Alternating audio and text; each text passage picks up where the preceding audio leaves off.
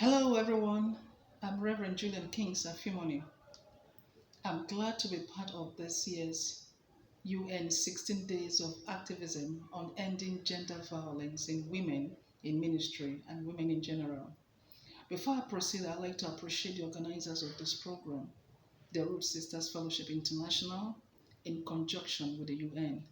Thank you so much for putting together this impactful program. Let's get down to the topic for today. Ending gender violence. What is gender violence?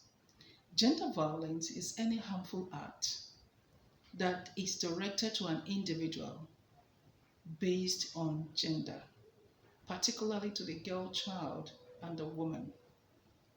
Gender violence is a serious human rights violation that is life-threatening and also that prevents the full fulfillment of the potential of the girl child or the woman. Gender violence is a global phenomenon, not particular to any country. Gender violence can be classified into two: the physical violence and the mental violence.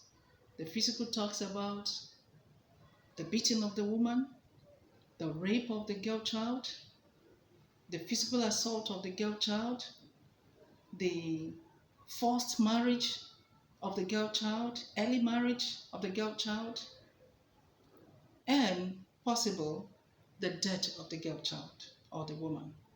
While the mental violence speaks about the effect of verbal words on the girl child, the emotions, the things that affect the emotions of the girl child.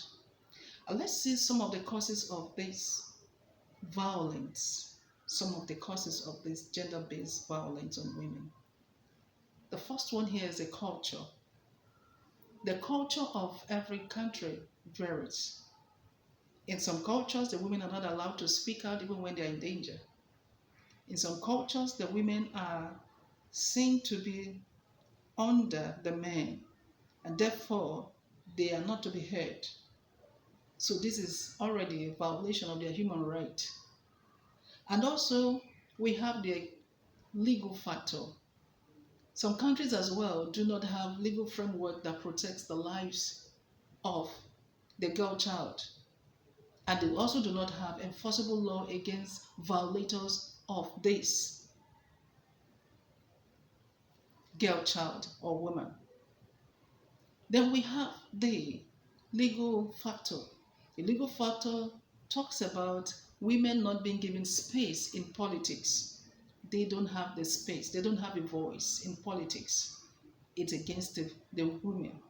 It's a violation of their human right as well, because every human has been created to be voted for and be able to vote as well, to have a space in the political arena.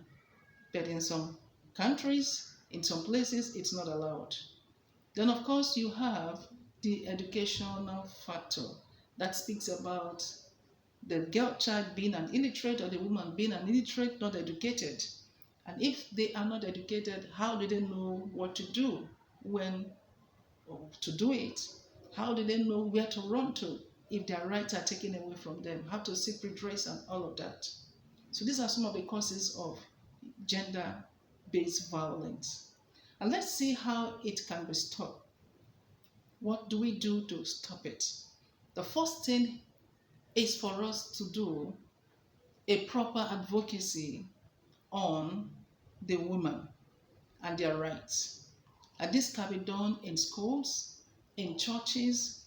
Gatherings can be organized so that women are told what to do and who they are.